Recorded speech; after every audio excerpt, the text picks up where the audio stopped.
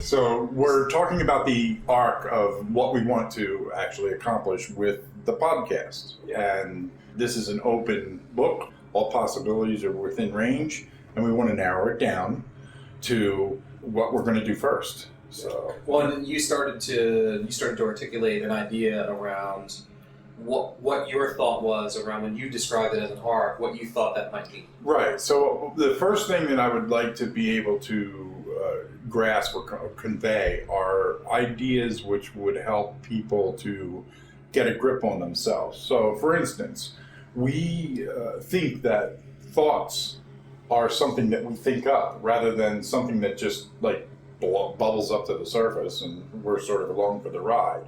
And a lot of research says that, the second thing that I said is true, not the first thing. We don't think thoughts. Thoughts happen to us, and we're a lot along for the ride. Now, that doesn't mean we don't get to put an oar in the water and shape how that happens and all of that. But we're basically, by and large, for the most part, a thing that is riding on the momentum of billions of years of evolution and the nature of nature and all of that sort of stuff. And then we blah some words over top of it. So, I think you're making So I agree with your statement. I suppose the natural question I might have around that is that if we have, let's call it 13 or whatever, however many billions of years of momentum in this direction, which brought us to, the position of the two of us sitting here right now. Right. How do you imagine? This is why it was. This is why all that happened. Right, yeah. Oh yeah. Yeah. Totally. We're going to self-important. That's right. Okay. So I suppose a natural question that comes from that is how do you intentionally make decisions in a different direction as opposed to what naturally occurs? Occurs? So I think that's a great question and a good idea for a podcast. But, sure. So let me go through the arc there. If you had like a culture that was exposed to harsh climates or whatever, they had to fight and scrap for the last thing, and you would have people that are reflecting what the environment communicated to them. Sure, I mean, I think the opposite is true too. When you're in an environment where there's plenty and it's a temperate climate and you don't want for anything. Yeah.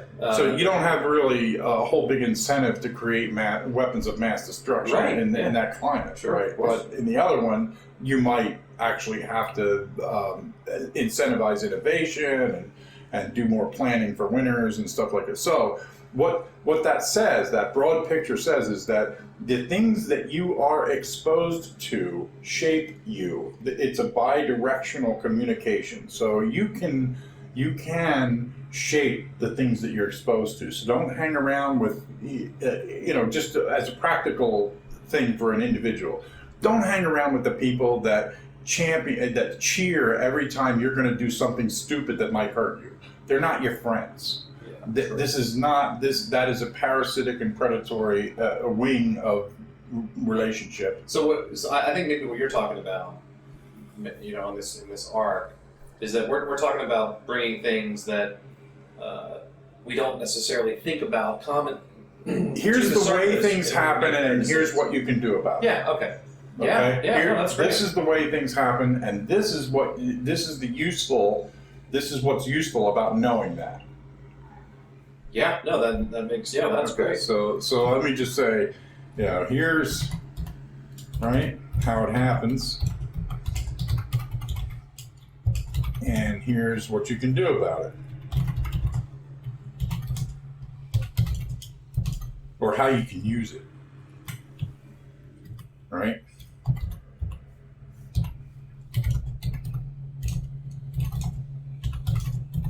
So it's about getting an intentional life going, as opposed to riding like a spectator on the currents that have been propagating for 13.82579.328 roughly speaking billion years. Then you can actually. Do you think if we say that outright?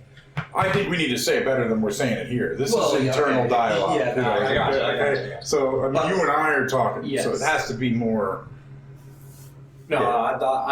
I get that. Yeah. So we're in agreement that we're gonna have to find some way to message that. Right. That doesn't. Like one of the things I always liked about Vsauce, the YouTube channel, was that you learned by accident, and that was kind of his point, was that you could entertain somebody for 15 minutes to 20 minutes.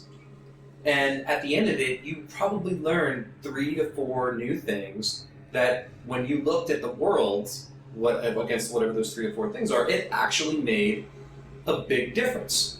And I don't see any reason why we can't deliver meaning, right? Yeah. Without necessarily indicating to the listener that we're attempting to direct their. Oh, I think I don't have maybe I should, but I don't have a problem with that at all. In fact, I think there's a certain advantage to being upfront and authentic, because when I try to be like left columny to influence somebody, it doesn't. I'm the guy that blurts it out. And that's how I to me, that's the currency of trust. I don't want to fool people and just say, here's what it is, and here's how you can use this. Seems to me to be a formula that could be spoken overtly. No, I think you're right. I mean, there have certainly been many. Like to tell them what you're going to tell them, and then so maybe they tell them what you're going to tell them. Is we're going to tell you about how people get influenced to build an identity, and sometimes those identities are prisons. And we're going to talk about how maybe if you got a few prison corners in your life, you can either tamp them down or maybe get some time in the yard, to throw the baskets. Oh, that's funny. Yeah. At least you're not in solitary confinement. Well, heck, even we were talking about this yesterday. The idea that everything is a story. Yeah. Is such a huge. And choosing the stories that we want to subscribe to, and the stories that we want to be a part of, and the stories we don't want to be a part of. Oh my gosh, what a great way to think about living your life. Yeah. I'm down. So, what's your story? How did you get it? Are you, an actor, or are you a director? Or a prop. Right. Yeah, sure. Gosh, all the Pink Floydisms happening right now. I don't even know what to do with myself. Right. You mean with a walk-on part in a war or lead role in a cage? Yeah. That's one of the greatest lines it ever. Is. I 100% agree with that. Did you exchange a walk-on part in a war for a lead role in a cage? Yeah, because the currency of being accepted is you have to perform for people, and mind you, if that corresponds with your identity anyway, okay, but typically it's not gonna, and that is what it is. You'll get your lead role as long as you play the marionette game. Oh yeah, sure. And look, I'm not so interested in exploring conspiracy theories, but there certainly is. Particularly when we were talking about that left versus right, you were talking about that sort of centrist idea earlier, and my thought around that is that there's a certain set of folks who are extremely, for lack of a better word, right driven. Yeah. And that right driven is that natural tendency towards hierarchy, that natural tendency towards stratospheres, or some type of distance between those who are responsible and in control, and then those who are subjected to or potentially ignored. And then on the left-hand side, it's about constantly creating those new ideas. And both of those, I think have value. That talk that you pointed me to from Jordan Peterson is a great example of which one? The one where he did, I think it was an hour-long talk.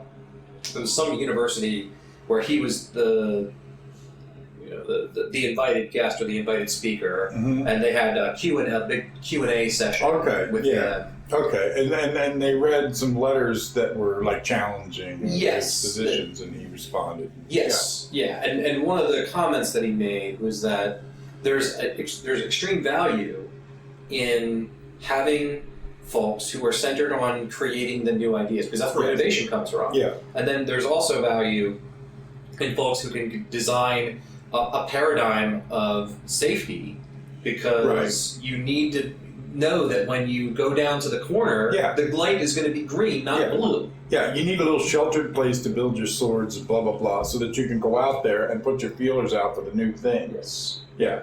And so both innovation and imitation are important in balance and contextual to the environment. So yeah, those are all the aspects of the stories. I'm now envisioning, like, you know, a Stewie thing, you know, love interest of beginning, middle, and end. Protagonist. And antagonist. Yeah. So hi, Brian. So. Oh gosh, it's a good thing that we're doing parody here, because we're definitely digging into pop culture, aren't we? Yeah, we are. Yeah, well, that'll probably be forgotten when this is important 30 years from now. Yeah. So, yes. what the hell's a Stewie? Yeah. Bob, can you check my... You know what? That's a great idea. Huh. What if you could connect commentary to their references? Well, okay, so that's a good... That's a neat idea. No, I think here's something, a genre that's popping up that is becoming popular, and it's reaction videos. So somebody will watch somebody else's like comedy segment or show or the thing that happened, and they'll react. And those things get a lot of hits. And I'm not saying therefore, you know, but here's the thing. People want to share the experience, and that's what I think that's why they're popular. And so if we can create a thing where, you know, the experience is shared, we probably ought to do that. And so putting up content that happened and reacting to it would probably be a good way to, you know, to do this thing. You know, here's what happens, and here's how it can be used. Yeah, I mean, I think that what that will do for us is it'll naturally afford us the ability to be able to bear witness to modern events, like to current events. Yeah, I have a little bit of a you know, red flag about that. Well, I'm not necessarily interested in having political commentary, but I would be interested to have discussions around, you know, hey, this particular country is trying to do this specific thing, or you know, like the president of Ghana recently made this speech about how we need to, as a nation, create an environment where people don't want to get educated and leave. We want them to get educated and stay, because this is their home. Yeah. And this is where they want to stay. And he made mention of the fact that they've had some dependency, I think it was on France or something like, for 100 years, or I don't know what it was, but some extended period of time. He said, and we're not, we have to do this. This has to be us. Let's do this. And so that kind of thing I could really, you know, not only get behind, but I could say, we could talk about the functional aspect of how these functional communities can work together like organs. You know, like I was telling you earlier about the fact that prokaryotes, the most simple form of cell, have molecules that work together as a unified purpose, nourishing and protecting each other. That same thing happened on greater scale with greater adaptability when those prokaryotes came together and started, you know, cooperating and communicating in the form of eukaryotes. And then again and again, to the point where now we have nations that if we cooperated together, ending poverty would be, we wouldn't even break a sweat. Yeah, you're right. We wouldn't even break a sweat. So our challenge then would be to find our potential entrepreneurial, you know, and that's a big challenge. That's another, that's another major theme I think we could be talking about, because it's important that we are entering a post work by necessity world, and that is a tremendous change to our psyche. Oh my God! Like, well, I think about, you know, here's something that really scared, and it actually legitimately scared me, So right now I'm working in a specific industry, and in that industry, I went to a conference just a couple of weeks ago, and I watched as a group of young developers showcase their product, and the way in which they showcased the product was, for all intents and purposes, the elimination of my role. And I went, wow, that's what it feels like. That's what that feels like. That's what it feels like to be like, the factory line worker. Yeah. Or whatever. Yeah, because the way that they were describing the nature of their technology, you'll be able to do these evaluations on the fly, and artificial intelligence will be able to make decisions about where to align resources, where to do this, where to do that, without the need necessarily for human intervention. And that's that's my job, so. Right. Well, listen, your job has been to ask good questions. Well, yeah. And so I don't think your job will change probably, but it won't be eliminated. It's my guess, and I'm not just, No, blowing smoke. I agree with your statement there, Yeah, but so- they were talking about many of the functions that I do manually today, and the fact that they could be automated is encouraging to me, because I do hate those parts of my job. Right. But the natural progression, and they described it, was that the need for intermediate decision makers in between senior leadership and the actual, and we're not even talking about people, we're talking about the processes that result in things being created or shipped or whatever. That the necessity for that kind of stuff is going away, and not just in a way that is going to take 10 years or 20 years. We're talking like it's starting now, right now, and that's frightening. Yeah, this doctor, he was watching House on a YouTube video, and so he was evaluating whether or not House was using proper. But something he said in the video, and I'm just going to read it here, said, "Medicine has changed from those who know the most to those who can get the best information in the most efficient way possible, because there's so much of it updated so quickly it's almost impossible." I would challenge that it is impossible to stay up to date on every single study and every single subject. I've heard there were 5 studies coming out a minute, is what he's saying. So it's impossible to stay up to date with every piece of literature, but if you're good with internet research, if you're very good with verifying sources, you're very good at reading journal articles and understanding which ones are quality and which ones are not, you can make good decisions and possibly get the best decision for your patient and be able to research. So that is the future. It's not knowing the stuff, it's being able to know what to ask. That's the real key to the future, is knowing, being Socratic, so to speak. One of the things I feel pretty strongly about, only just speaking on the medical side, is that there has to, I know that there's been a lot of research into that tricorder technology, the Star Trek sort of thing, and it's getting there, but man, we need to get there faster, because the biggest problem we end up running into... They're going to have sniffers in airports, and they're going to say, you can't get on the plane because you have a cold. And they already have that. That already exists, they can sniff out cancer, they can, there's... The technologies are on the horizon to where it could be, quite intrusive. Shut up and let me have the cancer, will you?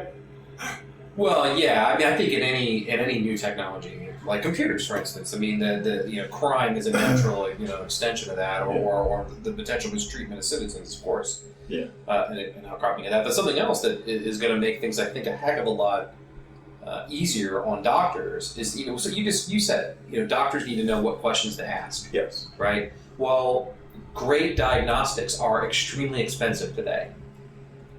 Right. And which are oftentimes what making good, doctor-patient decisions difficult or even sometimes prohibitive. Mm-hmm. Because just getting the diagnostics conducted to know what the heck is going on inside of someone's system is extremely difficult. And so the need to develop that technology absolutely exists. And I've even seen kids coming up with, $1 tests for cancers and those kinds of things, which is great.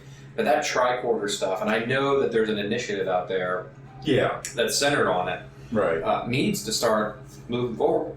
Because otherwise, doctors are never going to be able to ask the right questions, regardless. You don't have something to start with. It doesn't matter how good your intuition is. You're going to find yourself going in the wrong direction. Yeah, I was reading an article where almost all eye disease diagnostics are now done better by AI than by doctors. Yeah, I think it was like an 85%. Right. There is an AI on the member as a member of the board on some corporate lawyer conglomerate somewhere. I forget where it is, but there is also let me see, skin cancer. Diagnosing the odd shaped mole or whatever is now done better by AI, and so that whole type of diagnostic thing is moving into the removal of doctors from being the best source, and I think that's the wave that's coming. And so I think our main question has to be, what are we going to do in the wake of Yuval Harari? He calls this a needless class, the needless, which I think is a really poor phraseology, but it is true that you're not going to need to do that stuff anymore. What are you going to do? Because I think that one of the fundamental hungers that we have, like air and water and all the rest of it, is some social need that is predicated on doing something meaningful, something significant, something contributory in the context of a community. And if we don't have that, we end up like pretty angry and rubbing feces on the wall just to amuse ourselves and stuff like that. Yeah. So we have to find some way to make this transition from what we used to do by necessity to what we now must do entrepreneurially. And even tackling that kind of a problem is valuable. So that can contribute. That's our next iteration of what we're going to need to face. The same way we needed to face no longer going out on the savannah and picking nuts and berries and throwing sticks at mastodons and whatnot, dragging them in. And I don't know, Dad. I mean, think of, like, just go back 100 years. Yeah. Just 100 years. Yeah. I mean, if we the Industrial Revolution caused a lot of trauma. Yeah. And in that consternation that happened because of that radical change, it created a climate for the history's largest crop of despots ever. Yes. And so that's why I'm saying this. We need to focus on how we can actually make this transition, because the ride may be bumpy anyway. You can already see, and I don't know whether this is the canary in the coal mine, but the political polarization increasing and blah blah blah. It reminds me of the scene in Nemo with all of the seagulls, and they kept saying blah blah blah, and that whole signaling process of everybody in unison, maybe using different words than the singular mind that was used in Nemo, but expressing their distress in various ways. And so that could be, in other words, the political polarization may be a symptom, that the real cause is this sense that we're getting of this wave that's coming. Yeah, that's an interesting sentiment. I hadn't really thought about it that way, but well, that's how people operate. Well, no, it is, and well, I mean, you obviously you connected it to what happened. That's why there's a populist. Yeah, there's a populist. Yeah, and populism is popular. So that all of this stuff starts to happen in times, and you'll get your Luddites, your people that try to sabotage the thing that's coming, but you can't stop it. No, so, I don't. And look, do we really want to? Well, I'm just saying, whether you want to or not, it's not possible anyway, as far as I know. You can't. We are not going to be able to stop them unless asteroid hits or something. Yeah. Or temperature rises 8 degrees in 1 year or something.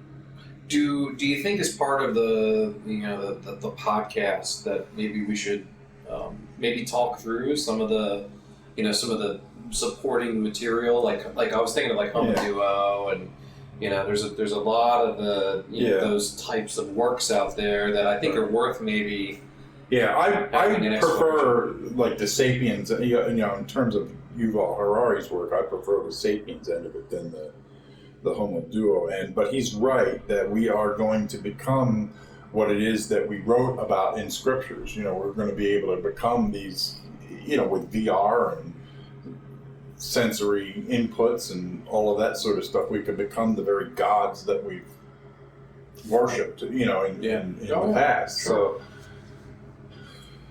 or Well, I guess so. I'm not necessarily speaking to that one in particular. I'm just saying that I think being able to talk to some of the supporting works that because here's the thing, you didn't come to this position that you hold. No, but I could incorporate it in a paragraph or two and be done. Well, fair enough. Why say something with 1,000 words, Dad, when you can say it with 1,000,000? Right, that's true. That's true. My life work can be encapsulated on the back of a coffee jar. So what? Can't we all just get along? Chocolate full of nuts. I think Rodney King was one of the greatest philosophers of all time. I agree. Yeah, because he just said for the children, and that's the economy. The social economy that we really need to cultivate in order to realize our fullest potential. And that's really something I'd like to get across, is that here's our opportunity.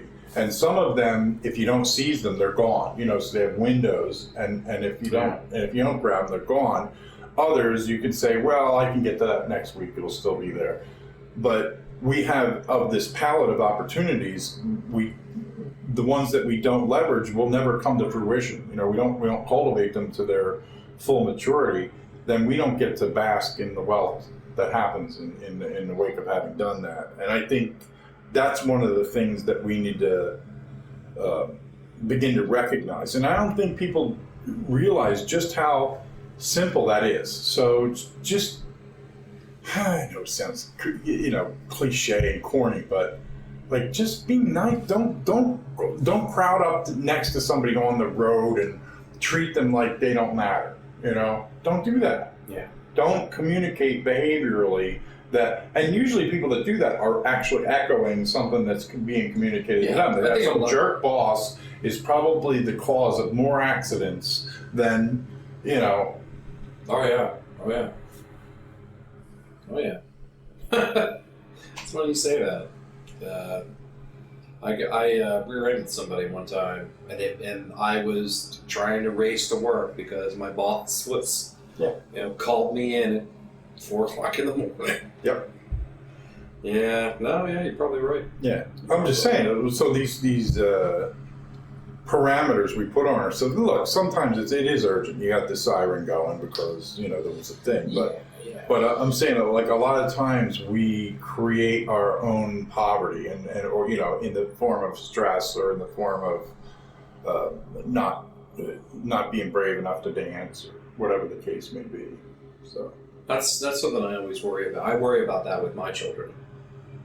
That I've given them, not intentionally, but I've given them, phobias and concerns that keep them from experiencing the fullest life they possibly can.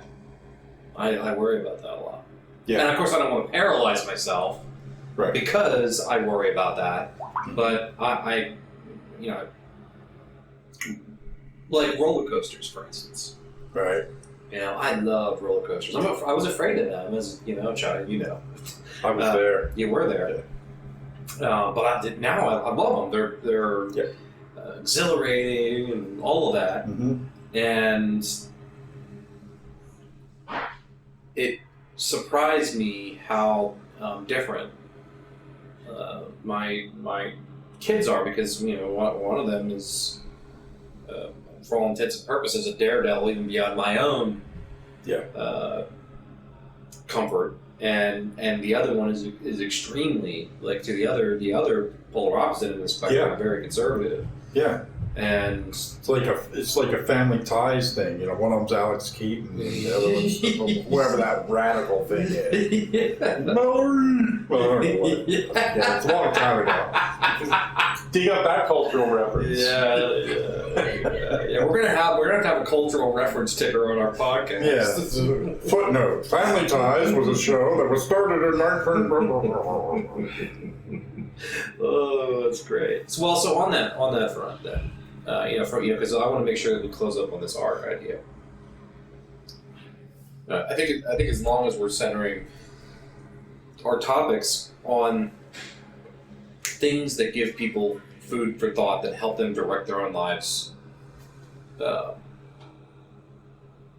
better, more efficiently, whatever whatever the right word is. Yeah, is worth exploring.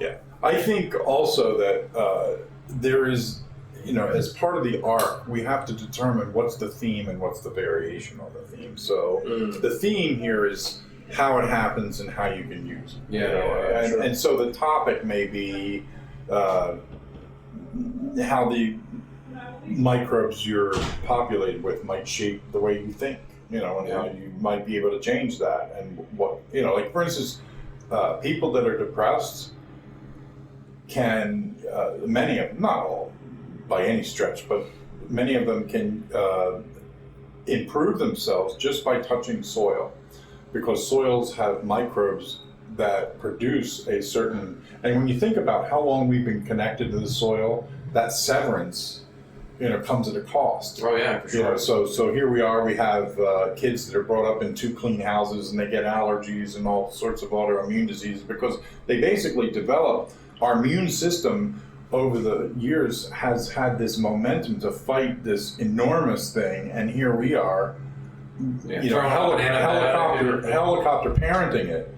So it develops this neurotic, completely shrieky, placard-carrying mentality, and it can't respond proportionally to the things it needs to contend with. So it's out of proportion. We get all these autoimmune diseases. Well, that same thing happens, in a lot of different ways. So there are things that we can do about it. Yeah. Get in touch with the soil. Get in touch. There's the phrase, I forget who said it, but was called nature deficit disorder. So that's just have a conversation about that. Yeah, agreed. But I think the theme in that is how can you control what do you have within your reach? Like if you're quadriplegic, you don't have as much in your reach as somebody who is ambulatory. Yeah, sure. So obviously there's a spectrum of what's in your reach and what's out of your reach. But there are things that you can control. Even if you're a quadriplegic, you can control how you react to what's coming at you. Maybe you can't control where you are as much as somebody else, but you can certainly control what's coming at you. And so that's what I'd like to be talking about, is what are the portions that are within our grasp that we can do that nourish our fuller potential, nourish a progressive line towards some richer state of maturity, so that you actually have a life that's plateaued on something that is enjoyable. I mean, you can't control every tragedy, but my point is, to the degree that we can, reach for the stars, whatever. Yeah, we do. I agree. I'm in alignment, in accord. All right. Well, where do we go from here? Well, I mean, I think we started with a couple of topics there. You talked about NDD there. I think that's worth an exploration. I mean, you probably have a document with a bunch of these. I do have a document, and it's in there somewhere. Okay. Yeah. So. All right. Well, I mean, why don't we do this? I mean, how about the next step? Why don't we find those topics and let's try to set an order to them, and then maybe separately we can have a conversation about variations on the theme. That sounds reasonable. Okay, so I guess we're done here for now. Yes? All right. Yeah. Cool.